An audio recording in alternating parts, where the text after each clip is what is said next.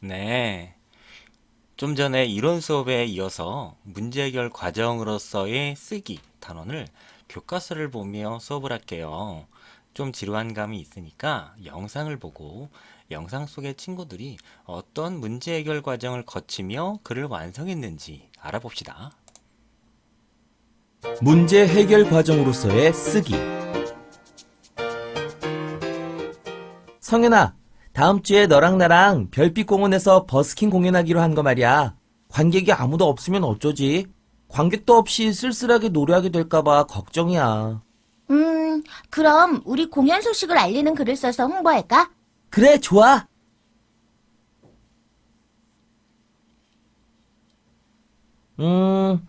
저녁 노을과 함께하는 버스킹 공연을 주제로 하자. 글을 쓰는 목적은 우리의 버스킹 공연 소식을 알리는 거고, 별빛시에 사는 주민들에게 홍보할 거니까 별빛시 누리집 게시판에 올리는 게 좋겠어. 글에 어떤 내용을 담을까? 우리의 버스킹 공연을 설명하는 내용을 쓰자. 그리고 공연하는 날짜와 시간, 장소를 쓰자.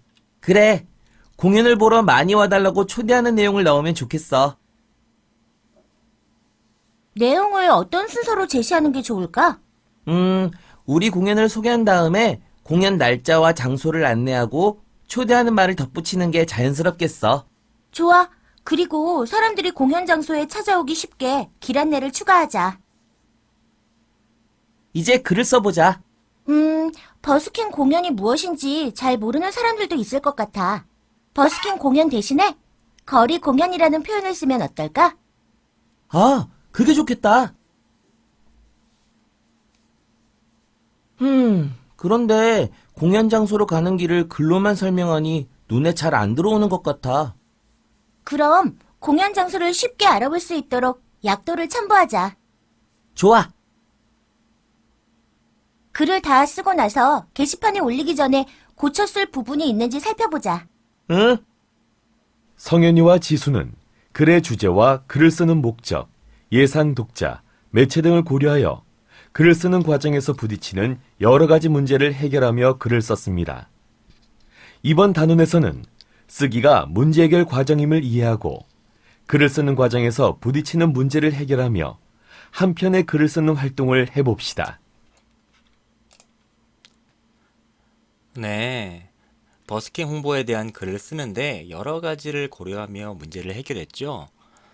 교과서에서 이러한 글쓰기의 실제 과정을 보고 그 과정에서 어떤 문제에 부딪혔는지 또 그 문제들을 어떻게 해결했는지 볼게요. 자, 페이지 76쪽을 보세요. 76쪽 보시면요. 지우의 여행지 글 소개글 쓰기라고 했습니다. 자, 지우라는 학생이 글을 쓰는 과정에서 겪은 문제들을 어떻게 해결하는지 볼 거예요. 네, 처음에 보면 안녕, 난 달빛중학교 3학년 김지우야. 취미로 블로그를 운영하고 있어. 라고 하면서 글을 쓰기 위한 계획을 세웁니다. 글을 쓰기 시작하는데요. 처음에 계획을 세웁니다. 지난 주말에 가본 청산도가 정말 아름다웠어. 청산도 슬로길의 아름다움을 알리고 싶어. 야, 여기서 보시면요. 주제는 뭘까요? 그렇죠. 청산도의 슬로길이죠. 청산도의 슬로길입니다. 청산도의 슬로길의 아름다움에 대한 글을 씁니다. 그러면 목적은 뭐죠? 알리는 글을 쓰는 겁니다. 소개하는 글, 정보를 전달하는 글을 씁니다. 자, 그럼 오른쪽을 보면요. 블로그에 이 글을 올리면 누가 주거로 읽을까? 라고 보시면요. 이 글을 어디다가 쓴대요? 그렇죠. 블로그라는 매체를 에다 씁니다. 그럼 매체를 블로그로 설정을 했죠. 그러면 누구한테 쓰는 거야? 아마 내 블로그에 자주 오는 친구들이겠지. 그럼 친구들이 청산도에 한번 가보고 싶다는 마음이 들도록 써야겠어. 아, 이거 학생 같지 않나요? 자, 우리 블로그에 자주 오는 친구들에 대해서 친구들에게 쓰는 거죠. 즉 예상 독자는 친구들입니다. 블로그 자주 오는 친구들이죠. 그렇듯 이렇게 글쓰기 계획하기 단계에서는 여기 네모칩니다. 그 주제, 목적, 독자, 매체 등을 고려해야 됩니다. 자, 이렇게 고려해서 글을 썼습니다. 글을 쓰는 게 아니고 글을 쓰기 위해서. 그러면 이런 주제로, 이런 목적, 매체, 이런 예상 독자를 고려해서 내용을 쓸 글의 내용을 마련했어요. 자, 재료를 모았어요. 재료를 모으면요. 자, 여기 보시면요. 내가 알고 있는 것만으론 글을 쓰기에는 내용이 부족해. 자신의 내용이 부족하다는 걸 아는 거죠. 즉, 배경 지식이 부족하다는 걸 알았죠. 여러분도 글을 쓸 때 어떻게 해요? 글을 쓰다 보면 내가 알고 있는 뇌피셜로만으로는 좀 힘들죠. 그러다 보니까 어떻게? 글을 실제로 쓸 때는 여러 군데서 찾아와야 돼. 그래서 실제로 작년에 우리가 설명하는 글 쓰기 수행평가에서 좀 준비성이 좀 있는 친구들은 미리 계획하기 하고 내용 마련하기까지 다 해왔습니다. 근데 이제 요거 안 하는 친구들은 그냥 부랴부랴 교과서 보고 그대로 적었죠. 표절이죠. 자, 그 친구들도 잘할 수 있어요.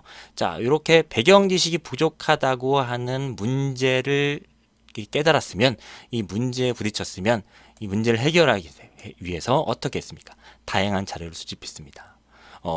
성산도 관광 누리집 여행책자에서 자료를 찾아봐야 되겠다. 인터넷과 책 등지에서 자료를 수집을 했죠. 그럼 이런 내용을 마련했으면 이 내용한 마련이 다 좋냐? 아니죠. 쓸모없는 내용이 있습니다. 그럼 쓸모없는 내용은 삭제해야 됩니다. 삭제를 해야 되고요. 그리고 주제가 이 삭제하는 내용은 뭡니까? 바로 이런 거죠. 주제와 거리가 먼 내용은 빼야지. 주제와 거리가 먼 내용은 마련한 내용 중에 빼야 됩니다. 주제와 거리가 멀기 때문에요. 그래서 여기 보시면요. 마련한 내용 가운데 어떤 것을 글에 담을까? 내용의 선정, 내용을 정하는데 어려움을 느끼는 거죠. 그런 어려움을 느끼고 나서 어떻게 해결했어요? 문제를, 그쵸? 주제와 거리가 먼 내용을 뺐습니다. 즉, 내용 선정에서의 문제는 주제와 거리가 먼 내용을 삭제하는 것으로 해결했죠.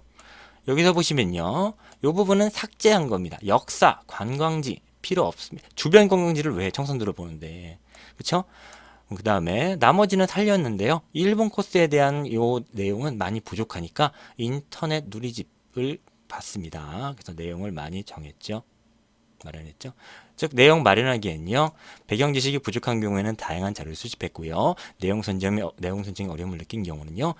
불필요한 내용, 주제와 거리가 먼 내용은 뺐습니다. 다음요. 그럼 이런 마련한 내용을 가지고요. 순서를 짜야 돼요. 조직화해야 돼요. 여기 보시면요. 바로 여기 개요표입니다. 자, 개요의 개는 개괄적으로 요약한다는 거죠. 여러분의 설계도, 어느 정도의 어떤 설계도를, 어떤 순서도를 여기다가 작성하는 겁니다. 요렇게 개요 작성하는 것까지 여러분 작년에 한번 봤습니다. 자, 개요를 작성할 때 한번 작성을 해봤는데, 여기 작성하다가 중간에 순서를 어떻게 할지 고민이 됩니다. 또 필요 있는 내용이 있습니다. 부족한 내용을 여기 넣었습니다. 그래서 보시면요. 이 지우 학생은 어떻게 생각을 했냐면, 자, 이제 개요를 짜볼까? 어떤 순서로 내용을 제시하는 것이 좋을까? 자, 이렇게 순서를 배치하는 것에 대한 어려움을 겪었는데, 여기서는요. 어떤 게 해결책이냐? 바로 요거죠. 맨 밑에 뭐라 그래요? 성산도를 소개한 뒤 1번, 4번 코스를, 5번 코스를 소개하는 것이 자연스럽겠다. 글이 자연스럽게 흘러가도록 순서를 배치했습니다. 실제로도 보시면요. 순서가 좀 뒤죽박죽인 친구들이 있어서 많이 고민하는 친구들이 있었어요. 실제로 글을 쓸 때도. 근데 이런 경우에는 어떻게 했어요? 자연스러운 경우, 먼저 소개를 하는 거는 먼저 소개를 해야 되고, 이 소개한 것을 바탕으로 해서 나중에 얘기하는 거는 나중에 해야 됩니다. 자연스럽게 해야 됩니다. 이런 거는 사실은 많이 써봐야 돼요. 그리고 쓰면서 이렇게 고려를 해보다 보면 대충 쓰는 것보다 좀 더 늡니다. 그 다음에 또 어떤 걸 고려했냐면요. 더 넣어야 할 내용은 없나? 그렇죠. 이렇게 내용 조직하기 단계에서도 더 넣어야 할 내용이 있는지 없는지를 살펴봅니다. 여기서 보시면요. 한번 봤어요. 자, 중간에서 처음에선 청산도를 소개를 했습니다. 한 다음에 갑자기 1번, 4번, 5번 코스를 소개했어. 뭔가 횡해. 이 사이에 뭐가 있어야 돼? 이게 슬로길이잖아. 슬로길에 대한 소개를 한번 간단하게 해야 돼. 하고 요 코스를 소개하는 이유까지 넣으면 좋을 것 같아. 즉, 요 부분을 요 사이에 넣었습니다. 요 앞에 소개하기 전에, 코스 소개 전에 넣었습니다. 넣으니까 좀 더 내용이 풍부해졌죠. 즉, 내용을 추가했고요. 마련한 내용을 적절한 순서로 배치를 했습니다. 어디서? 내용 조직하기, 개요 짜기 단계에서요. 자, 그렇다면 이렇게 계획하고 내용을 마련하고 마련한 내용을 순서대로 조직을 했습니다. 설계도를 만들었어요. 설계도를 만들면 이 설계도에 따라서 재료를 또 모았어. 설계도와 재료를 모았어. 이거에 따라 집을 지어야 돼. 그러면요, 이 집을 짓는 게 표현, 글쓰기인데요. 자, 이제 글쓰기는 과정, 여기가 이제 조금 많습니다. 보시면요, 이런 식으로 왼쪽에 보시면 이 날개 부분에 이렇게 네모 있는 부분인데, 이게 바로 이 지우 학생의 생각입니다. 이 글을 쓰면서 문제에 부딪히고 이 각 문제에 대해서 스스로 해결을 찾습니다. 그래서 이 문제에 대해서 어떻게 해결하는지 이게 중요합니다. 알았죠? 자, 그럼 글을 읽어보고 이 글을 읽으면서 어떤 문제를 어떻게 해결했는지 볼게요. 자, 이제 블로그입니다. 이제 블로그 사진이 있고요. 보시면요, 제목 있죠? 읽어볼게요. 시간이 천천히 흐르는 섬 청산도. 자, 근데 제목인데요. 여러분, 제목 설정하는 것도 힘들어요. 문제에 부딪혔어요. 근데 여러분은 이러면 어떻게 그냥 설명문 이렇게 쓴 친구도 있고요. 그냥 뭐뭐하는 소개, 뭐 우리 학교 소개 이렇게 하는 게 좀 밋밋해. 물론 아예 틀린 건 아니지만은 이런 경우에는 고민을 좀 해보는 친구들도 있었어요. 선생님, 그 제목 어떻게 할까요? 저한테 물어보는 사람이 있었는데요. 바로 이걸 이제 각자 해보는 겁니다. 보면요. 자, 어떤 제목을 붙여야 청산도의 특성을 잘 드러낼 수 있을까? 자, 이 부분이죠. 보시면 이 부분은요, 제목 짓기에 어려움을 느꼈습니다. 이게 문제고요. 이 문제를 어떻게 해결했냐? 글의 내용을 잘 드러낼 수 있는 표현. 그쵸? 내용을 잘 드러낼 수 있는 표현을 떠올리죠. 그리고 여기서 보면요, 내용을 잘 표현했습니다. 청산도 하면 밑에 이제 나오면은 슬로우 길이라고 있습니다. 청산도는 슬로우 길 이렇게 했습니다. 그렇기 때문에 요 청산도를 소개하는 글, 천천히 주변 광경을 이제 도시에서 벗어나 천천히 주변 광경을 천천히 이제 구경하는, 관람하는 요런 거 특성이니까 바로 요렇게 글의 내용을 잘 드러낼 수 있는 제목을 붙였죠. 시간이 천천히 흐르는 섬이다 라고 했습니다. 청산도를 보면 시간이 천천히 흘러가는 것 같다라는 거죠. 그러면 글을 한번 보면요, 이 제목이 잘 됐는지 볼 수 있습니다. 글을 볼게요. 청산도라는 섬을 알고 있나요? 청산도는 남해의 큰 섬 완도에서 20km가량 떨어져 있는 아름다운 섬이에요. 완도항에서 배를 타고 50분 정도 가야 닿을 수 있답니다. 이 아름다운 섬은 산도, 바다도, 하늘도 푸르다고 해서 청산도라고 부른다고 해요. 1981년에 지정된 다도해 해상국립공원에 속해 있으며 2007년에 아시아에서는 처음으로 슬로우시티로 선정됐대요. 슬로우시티 볼게요. 자, 느림의 철학을 바탕으로 해서 자연을 보존하면서 뭐 이런 지역이다. 느림의 철학, 도심과 다르게 이 주변 광경을 보면 내가 멈춰 있는 것 같다. 이러는 거죠. 그래서 슬로우시티, 그래서 시간이 천천히 흐르는 것 같다. 이 광경이 아름답기 때문에 라고 했습니다. 제목 잘 정했습니다. 그러면 여기 보시면요, 처음 부분부터 고민을 했습니다. 어떻게 고민했냐? 독자의 흥미를 끌려면 어떻게 해야지? 독자에게 질문을 던지는 문장으로 시작해볼까? 그렇죠? 시작 부분을, 여기 문제입니다. 시작 부분을 어떻게 할지 고민하는 문제에 부딪혔는데 어떻게 할까요? 그렇죠? 질문을 던지는 문장으로 시작을 하면 그냥 청산도에 설명하겠습니다. 이거보다는 청산도라는 섬을 알고 있나요? 라고 하면 질문을 통해 나 모르는데? 하니까 질문을 통해 독자의 호기심과 흥미를 유발을 하고 있죠. 이런 독자의 호기심과 흥미를 유발하는 질문을 만들었죠. 그래서 이런 문제를 이렇게 해결을 했죠. 다음, 여기 보시면요, 사진 자료도 있습니다. 사진을 이제 넣었죠. 뭐 블로그이기도 하고 하니까. 근데 이제 자료인데 어떤 자료를 제시할지 고민합니다. 그래, 앞부분이니까 청산도 전체를 보여주는 사진을 넣어야겠어 라고 합니다. 어떤 사진을 이제 보여줄지 고민을 했는데요. 이게 문제죠. 이거 문제에 대한 해결책이 이겁니다. 앞부분이니까 청산도 전체를 보여주는 거를 한번 보여주면 독자의 이해를 돕을 수 있겠네 라고 볼 수 있죠. 다음에 사진 출처를 밝히는 것도 잊지 말아야지. 자, 출처를 밝히는 거 우리 작년에 배웠죠. 쓰기 윤리를 이제 고려를 했다라는 거죠. 출처 밝혀야 됩니다. 그래서 여기서는요, 독자의 이해를 돕는 사진을 제시함으로써 어떤 자료를 넣어야 되는 건지에 대한 고민을 해결했다는 거고요. 자, 출처까지 밝혔죠. 여기 전경, 출처 이렇게 나오죠. 누리집, 인터넷 이렇게 나옵니다.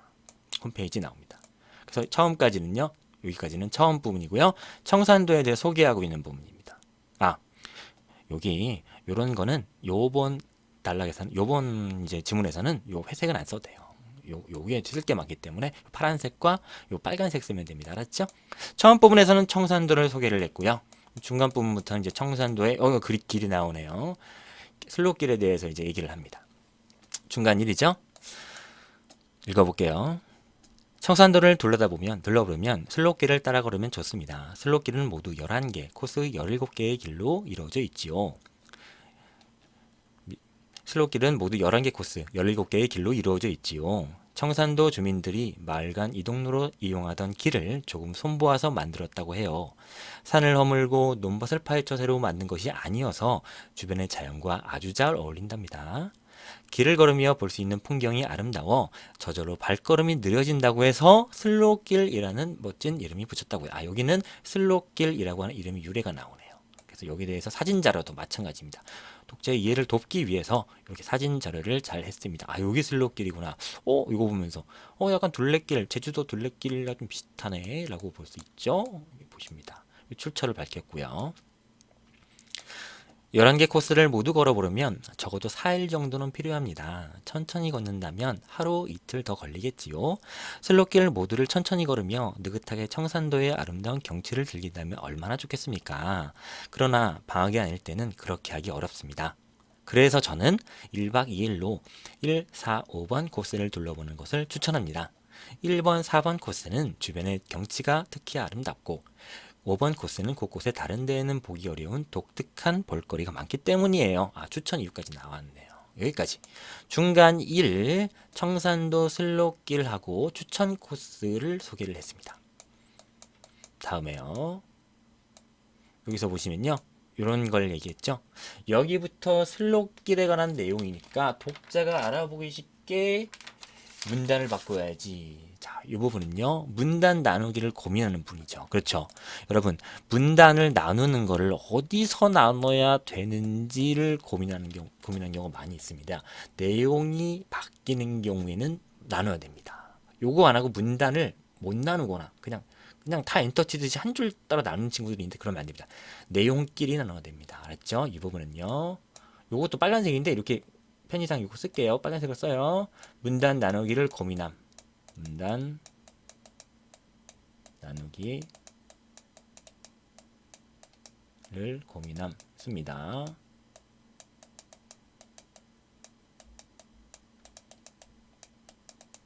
이거 함이에요. 고민함이에요. 문단 나누기를 고민했는데 고민한 것에 대한 해결책 이겁니다. 아, 내용이 다르니까 나누자, 엔터 치자 라고 했죠. 이런 고민을 했고요. 다음. 자, 중간 이 부분인데요. 여기서 보시면요, 이 코스에 대한 설명이 이제 나오는 거죠. 한번 읽어볼게요. 1번 코스는 청산도의 남쪽 바닷가를 따라 나 있는데 산, 들, 바다의 경치를 한꺼번에 감상할 수 있는 아름다운 길입니다. 노란 유채꽃이 피어있는 유채꽃밭과 바닷바람이 일렁이는 청보리밭, 그리고 탁 트인 바다가 어우러진 아름다운 풍경에 숨이 멎는 것 같았습니다. 이 코스는 영화와 드라마 촬영지로도 유명합니다. 그리고 이 코스 끝에 있는 화랑포에는 바다를 배경으로 하여 사진을 찍을 수 있게 마련된 곳이 있는데 그곳에서 저희 인생 사진을 얻었답니다. 사진 있네요. 와우, 잘 나오겠죠? 4번 코스는 낭길이라고도 합니다. 섬의 남서쪽 바닷가 낭떠러지를 끼고 나 있지만 울창한 나무 사이로 꾸불꾸불 뻗어있는 오솔길이어서 위험하다는 느낌은 전혀 들지 않는답니다. 걷다 보면 바다 위를 걷는 것 같은 느낌이 들기도 하는 신비로운 길이에요. 아, 이제 글쓴이의 체험이 이제 드러나 있네요, 많이. 이 글을 쓰고 있는 지금 그때의 그 느낌이 되살아나네요. 라고 합니다. 그래서 사진까지 나옵니다. 보시면요. 처음부터 보시면 1번 코스 하면서 이렇게 크게 돼 있습니다. 4번 코스 이렇게 크게 돼 있죠. 5번 코스도 크게 돼 있습니다. 이렇게 글씨를 크게 한 이유는 뭘까요? 그렇죠. 독자가 알아보기 더 좋게, 다른 말로 독자의 이해를 돕기 위해서 큰 글자로 표현을 했죠. 즉 여기서 독자의 이해를 도울 수 있는 방법을 고민하다가 이 고민을 해결했죠. 큰 글자로 제시하는 걸로 따닥 이렇게 아이디어를 얻었죠. 고민을 해결했고요. 문제를 해결했습니다. 요거와 마찬가지로 이렇게 밑으로 내려옵니다. 이렇게 내려오면 세 번째 여기 연두색 배경 글씨가 있는데 이걸 보면요. 1번 코스를 이렇게 이으시고요. 1번 코스를 배경으로 하여 찍은 영화와 드라마를 설명한 글도 바로 읽어볼 수 있도록 링크를 걸어 놓아야지. 1번 코스를 배경으로 해서 찍은 드라마 이런 걸 설명한 글 요거를 링크로 합니다. 링크 뭐예요? 하이퍼링크 같은 것처럼 요걸 딱 누르면 요거 드라마 여기에서 촬영한 드라마에 대한 글이 있는 거야. 요거는 뭐야? 블로그니까 가능한 거죠? 종이는 안 되죠? 책 안 됩니다. 자, 블로그라는 매체의 특성을 고려한 겁니다. 그렇죠? 쓰고요. 블로그라는 매체 특성을 10분 활용을 해서 이렇게 얘와 함께 이렇게 묶어서 독자의 이해를 돕고 있습니다. 즉 독자의 이해를 도울 수 있는 방법을 고민하다가 이렇게 글씨를 크게 했고 이렇게 하이퍼 링크를 해가지고 더 이해를 돕기 위한 방법을 고민해냈죠. 생각해냈죠. 그래서 이렇게 묶어서 얘는 독자의 이해를 돕는 거고요. 얘는요. 보십니다. 일렁이는데 요 표현을 어떻게 할까라고 이제 고민하다가 일렁이는이라고 이렇게 표현을 했어요. 자, 노란 유채꽃이 피어있는 유채꽃밭과 바닷바람에 일렁이는 청보리밭. 자, 청보리밭이 쫙 이렇게 푸른 보리밭이 녹색 보리밭이 막 일렁인데, 자, 뭔가 표현이면 이 표현이 여기 있는 표현. 자, 흔들리다보다는 일렁이다 하는 게 더 낫죠. 여기서 보십니다. 자, 바닷바람에 청보리가 크게 흔들리는 느낌을 잘 살리려면 흔들리다 말고 일렁이다를 쓰는 게 좋겠어. 이렇게 적절한 표현을 고민을 하다가 흔들리다 보다는 일렁이다라는 표현으로 바꿨죠. 일렁이는 것은 이제 뭐 크게 일어난다. 파도가 이렇게 일렁일렁 거리는 것처럼 그런 표현이죠. 그래서 흔들리다는 작고 일렁이다 큰데 요게 하니까 진짜 더 적절한 표현이죠. 생동감이 있습니다. 또 마찬가지입니다. 밑에 보시면 4번 코스를 걸을 때 느낌을 생생하게 표현하고 싶은데 비유를 써서 표현해 볼까? 즉 적절한 표현, 자신의 생각을 나타낼 수 있는 적절한 표현을 고민하다가 이렇게 요걸 보면서 걷다 보면 바다 위를 건 것 같은 느낌이 들기도 하는 신비로운 길이에요. 이렇게 나오죠. 뭐 하는 것 같아요? 구름 위를 걷는 것 같아요. 뭐 하늘을 나는 것 같아요. 이런 것처럼 비유, 직유가 쓰였죠. 이런 비유를 통해서 이렇게 느낌을 생생하게 표현하고 있죠. 이것은 바로 어떤 거에 대한 고민에 대한 해결이냐? 이 적절한 표현, 자신의 생각을 효과적으로 나타낼 수 있는 거에 대한 표현입니다. 그래서 요거를 쓰는 거죠. 작가는 요거를 어떻게 쓰는 건지 이렇게 해볼게요. 이렇게 씁니다. 됐죠? 스톱하고 이거 쓰면 됩니다. 얘와 얘는 적절한 표현이죠. 일렁이다. 그리고 뭐 바다를 걷는 것 같다. 이런 식으로. 또 얘와 얘는 독자의 이해를 돕기 위해서 큰 글자 그리고 이렇게 링크를 걸어놨다. 그렇죠? 됐습니다. 이런 것들을 고민을 해서 문제를 해결했어요. 다음 5번 코스는 옆으로 뒤집어 놓은 니은자처럼 생겼는데 이 코스를 걷다 보면 다른 데서는 보기 어려운 독특한 볼거리들이 우리를 반깁니다. 범바위는 범이 웅크린 모습을 닮았다고 해서 또는 바람이 불 때면 바위 틈에서 버무는 소리 어흥이 난다고 해서 이러한 이름이 붙은 바위산입니다. 여기는 범바위 이름이 유래가 나오고요. 범바위 정상에 섰을 때 먼 바다와 여기까지 떠있는 작은 섬들이 한눈에 들어와 저도 모르게 우와 하고 소리를 질렀습니다. 가슴이 뻥 뚫리는 것 같았어요. 범바위에서 내려와 바닷가 쪽으로 걷다 보면 구들장론을 볼 수 있어요. 구들장론은 돌이 많고 흙과 물이 부족한 청산도에서 농사를 짓기 위해 만든 특이한 논이에요. 바닥에 구들장처럼 돌을 쌓고 그 위에 흙을 부어 만들었는데 청산도에서만 볼 수 있다고 해요. 장기미 해변도 이 길에서 만날 수 있는 볼거리입니다. 이곳에는 공룡알 같은 큰 돌이 많이 널려 있어 공룡알 해변으로 부르기도 해요. 바닷물이 깨끗해서 당장 뛰어들고 싶었지만 아직 여름이 아니어서 해변을 걷는 것으로 만족해야 했답니다. 이런 식으로 했습니다. 여기까지 이제 중간이고요. 중간인데 이걸 안 썼네요. 여기 이제 중간입니다. 중간이고요. 옆에다 쓰세요.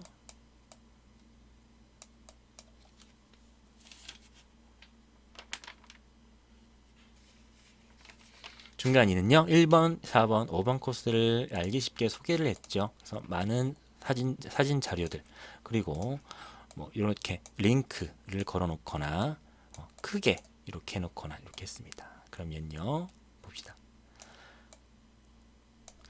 자 여기 보시면요 구들장론이 있는데 바로 이 부분입니다. 구들장론에서 이렇게 돼서 이 부분이 사실은 이것도 아까 왜 여기 있는 것처럼 링크를 걸면 이제 링크가 됩니다. 이걸 딱 누르면 이 구들장론에 대한 요 설명한 요 홈페이지가 나옵니다. 친구들이 구들장론이 무엇인지 알까? 독자의 이해를 도울 수 있는 방법을 고민하는 거죠. 거기서 고민에 대한 이제 해결이 나옵니다. 잘 모를 거니까 사진을 보여주고 사진을 보여줬죠. 구들장론을 설명한 홈페이지를 연결해 둬야 되겠어. 링크를 이렇게 달아놓은 거죠. 링크 여기 달아놨죠? 여기처럼 어디 있어? 요거처럼 링크를 달아놨습니다. 그러니까 요거는 이제 마찬가지로 이제 블로그의 특성을 활용해서 이제 예상 독자들의 이해를 도울 수 있는 방법을 해결한 거죠. 다음에 이 부분, 요건 끝 부분인데 끝 부분을 읽고 갈게요. 끝. 여러분. 아름다운 섬 청산도의 멋진 슬로길을 천천히 걸으면서 오랫도록 마음에 남는 추억을 만들어 보지 않을래요? 그러니까 청산도 여행을 권유하고 있습니다. 요거랑 요거는 안 써도 됩니다. 요거 회색으로 한다는 게 깜빡했습니다. 알았죠? 요거 안 써도 됩니다. 자, 청산도 여행을 권유하면서 끝납니다. 이게 끝부분이죠. 끝부분은 청산도 여행을 권유하고 있습니다. 여기 보시면요. 글을 어떻게 마무리할까? 맞아요. 글을 어떻게 처음에 시작하는지도 좀 고민이지만 마무리하는 것도 좀 그래. 그래서 용두사미. 그러니까 처음에는 글을 되게 잘 썼는데 마지막에 그냥 흐트러지고 그냥 끝 이렇게 된 거야. 마무리를 잘 해줘야 되는 거야. 여러분도 많이 이런 고민, 많은 이런 문제에 이제 봉착했죠? 이런 거를 어떻게 할까? 그렇죠? 마지막에는 이렇게 자연스럽게 얘는 여행 자기가 갔던 곳이니까 여행지를 소개하는 거니까 여행을 권하는 내용을 하는 거죠. 만약에 설명문을 여러분이 쓸 때 했다면 어떻게 했겠어요? 그렇죠? 이걸 요약 정리하는 부분을 하는 거죠. 그리고 당부 같은 것도 할 수가 있는 거죠. 이런 거 이제 여러분도 해봤으니까 잘 알 겁니다. 그래서 글을 어떻게 마무리할지 고민하는 것에 대한 문제를 이런 식으로 해결했습니다. 그 다음에 마지막으로 출처를 밝혔죠. 참고자료를 해야 됩니다. 특히 블로그 같은 데는 잘 해야 됩니다. 그래서 글을 쓸 때 참고한 자료 출처를 마지막에 다 넣었습니다. 그렇죠? 이 부분도 쓰기 윤리를 고려하는 부분입니다. 그래서 여기까지 이제 글 표현하기 단계에서 어떤 문제를 겪었고 어떻게 해결해야 되는지를 배웠습니다. 그 다음에 마지막으로 고쳐쓰기를 보면요.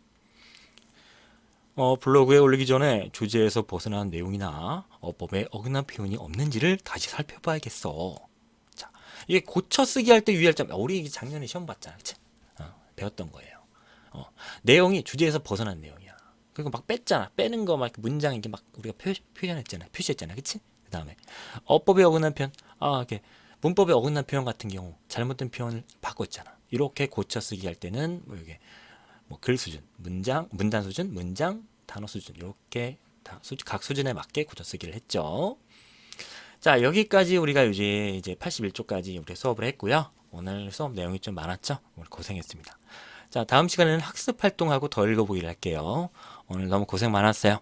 자, 우리 다음 시간에 봅시다.